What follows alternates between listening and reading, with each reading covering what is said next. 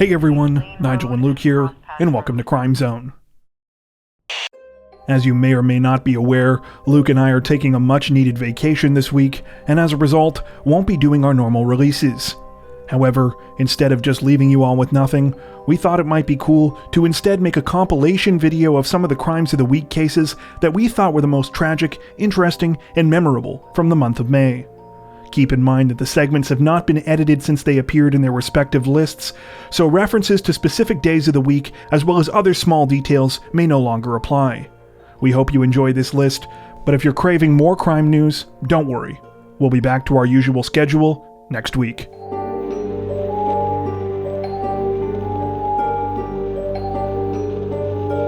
This week, the New York Attorney General's office announced that they had arrested and charged a Long Island man after it was alleged that he had been fraudulently collecting disability benefits for years.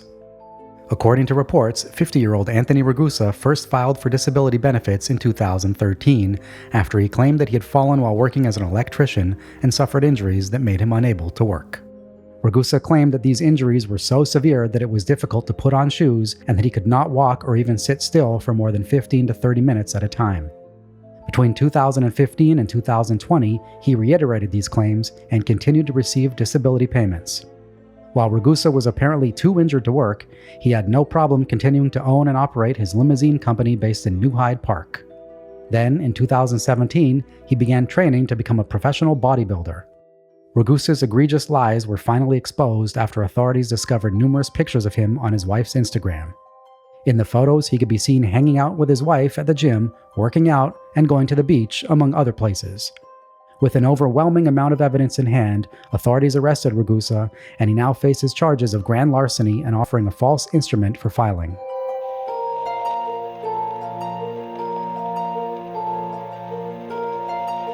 A South Carolina woman is lucky to be alive this week after she allegedly crashed a stolen vehicle full of gas she was hoarding, and the whole thing went up in flames. According to the Pickens County Sheriff's Office, the incident took place on Thursday night when a deputy tried to pull over a Pontiac G6 after learning that the car had been reported stolen. However, as the officer activated his siren and lights, the driver, 28-year-old Jessica Patterson, accelerated, trying to escape. The chase didn't last long, though. Soon after Patterson attempted to speed off, she crashed. The vehicle rolled over, and multiple explosions could be heard inside before it burst into flames. Patterson managed to escape the wreck, but was on fire, and was tackled to the ground by the deputy in an attempt to put out the flames. Before being put into an ambulance, Patterson reportedly admitted to police at the scene that she had several containers of gasoline in the back of the stolen car, which she had bought to hoard. News of the strange incident comes as South Carolina, as well as several other states in the Southeast, continue to experience gas shortages caused by the recent hack of the Colonial Pipeline, forcing it to temporarily shut down. The crisis caused a wave of panic buying and hoarding of gasoline amongst consumers, despite pleas from state and federal officials not to engage in these activities, as many people have not been storing the fuel they're buying safely. Patterson was taken to the hospital following the incident. However, the extent of her injuries have not been reported. Charges against her also have yet to be announced.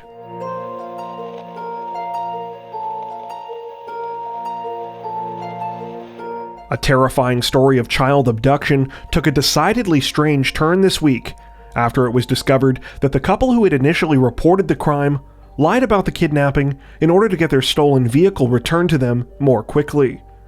According to reports, the incident began on Wednesday afternoon, when 40-year-old Stormy Wagner and 37-year-old James Wagner went to a Quick Trip convenience store with another couple who they had just met.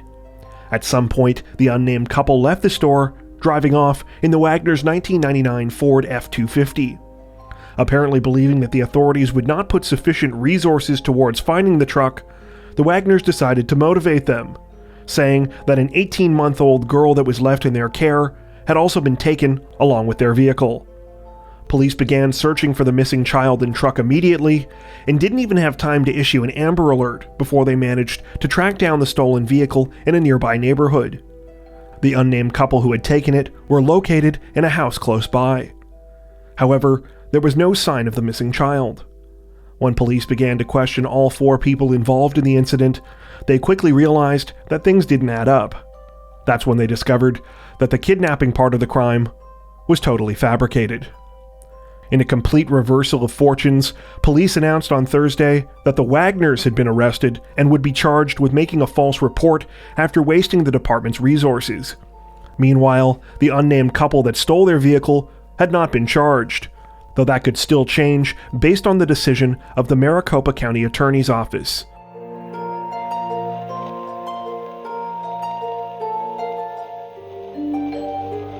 A 52-year-old man is being praised for his heroism this week after he successfully intervened in an unprovoked stabbing attack against a woman on a New York City subway platform. The incident took place at approximately 10 p.m. on Wednesday, when 54-year-old Kelly Daly was waiting for her train at a Union Square station in Manhattan. She felt someone come up behind her and give her what felt like a hug before she began to be repeatedly stabbed in her back, neck, and shoulders. The alleged attacker, 22-year-old Joshua Nazario, seemed to have targeted her completely at random. That's when Sean Conaboy, a freelance cameraman for the Canadian Broadcasting Corporation, decided to intervene. He tackled Nazario to the ground and fought with him, managing to keep him restrained until authorities could arrive. According to Nazario's family, he suffers from schizophrenia and recently ran out of medication. His aunt says that his doctor did not prescribe him anymore, and she wasn't sure why.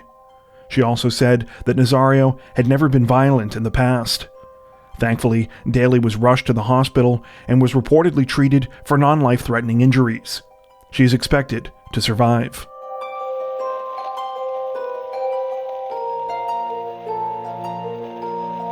Authorities in Ohio County, Kentucky say that they are currently investigating the deaths of 4 people after their bodies were found on a chicken farm property in the town of Beaver Dam.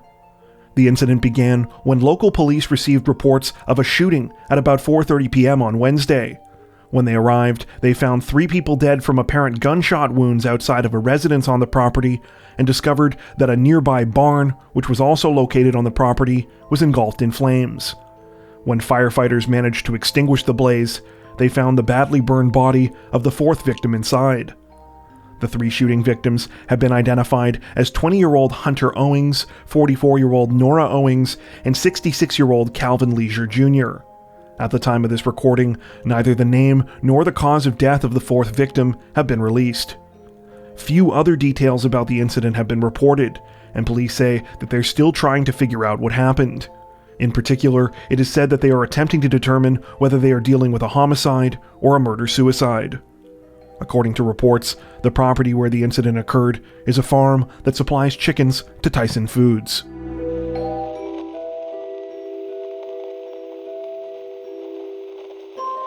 This week, authorities in El Paso announced that a woman had been arrested after she was filmed brazenly climbing into the spider monkey enclosure at the El Paso Zoo and attempting to feed the animals hot Cheetos.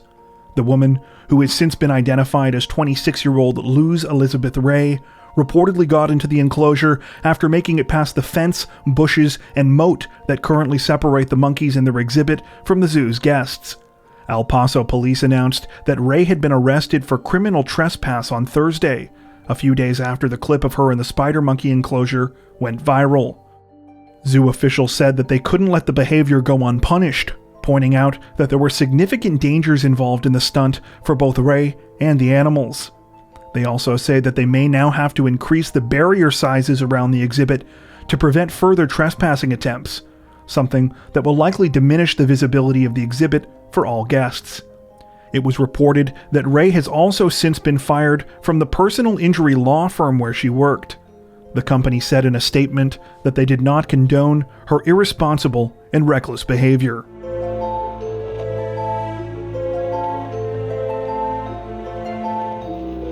Authorities in Colorado Springs say that 7 people are dead, including the gunman, after a shooting at a mobile home early Sunday morning. Police were called to the Canterbury Mobile Home Park just before 12:20 a.m., where they found 6 dead adults, along with a 7th person with serious injuries, who later died at a local hospital.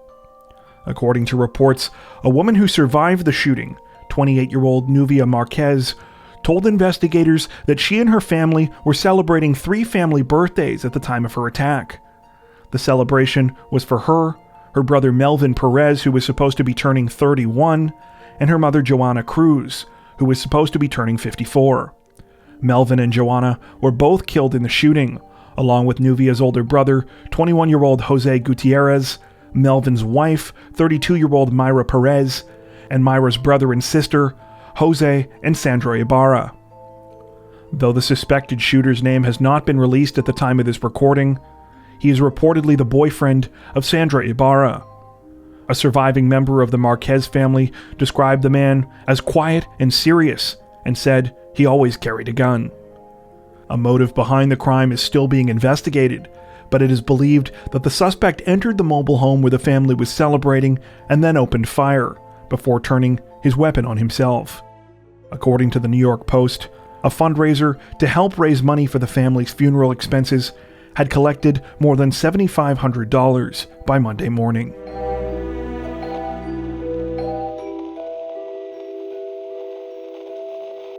Authorities in San Jose, California say that they are investigating a terrifying incident this week after a gunman killed 9 people and then himself at a Santa Clara Valley Transportation Authority Railyard. The attack took place at approximately 6:30 a.m. on Wednesday, when 57-year-old Sam Cassidy, a Valley Transportation Authority employee, began to shoot and kill colleagues in 2 buildings at the Railyard. He was armed with multiple handguns, which are said to have been legally obtained and registered. Surveillance video revealed that Cassidy arrived at the facility roughly an hour before he carried out the attack, and appeared to have planned it to coincide with a shift change. Witnesses also said that Cassidy appeared to target his victims, shooting some while ignoring or walking past others. Authorities arrived within 2 minutes of receiving 911 calls and quickly confronted Cassidy on the 3rd floor of one of the buildings. No gunfire was exchanged between Cassidy and police, and it was at that point that he turned one of the weapons on himself. A search of Cassidy's locker at the crime scene revealed several precursor items for making explosives, among them detonation pulls used to trigger a bomb. At the same time that police responded to the scene of the shooting, emergency service workers also received a call about a fire at Cassidy's residence, approximately 8 miles away. Firefighters managed to extinguish the blaze after about an hour, after which the heavily damaged building was searched. This resulted in further disturbing discoveries, including 22,000 rounds of ammunition, a dozen guns, multiple cans of gasoline, and items that were believed to be Molotov cocktails. Investigators say that they are still working to establish a firm motive behind Wednesday's attack, but say that they have uncovered evidence that Cassidy was a highly disgruntled employee of the Valley Transit Authority. His ex-wife and a former girlfriend told various media outlets that Cassidy hated his job and had long ranted and complained about what he felt was unfair treatment there. It was also reported that in 2016, Cassidy had been searched by Customs and Border Protection officers while returning from a trip to the Philippines. During the search, officers allegedly found a memo book filled with notes expressing Cassidy's hatred towards the Valley Transit Authority. The 9 victims of the attack have been identified as 63-year-old Abdulvahab Alikmandan, 29-year-old Adrian Baleza, 49-year-old Alex Fritsch, 35-year-old Jose Hernandez III, 63-year-old Lars Lane, 42-year-old Paul Mejia, 49-year-old Timothy Romo, 40-year-old Michael Rudametkin, and 63-year-old Taptajip Singh. That brings us to the end of this edition of Crimes of the Month. Are there any other weekly crime stories from May that you think should have made our recap? Let us know in the comments section below. As always, if you enjoyed our video, don't forget to like and subscribe to Crime Zone for more true crime content like this, making sure to hit the notification bell to stay up to date with our latest releases. Thank you for watching, and we'll see you all next week when we get back from vacation.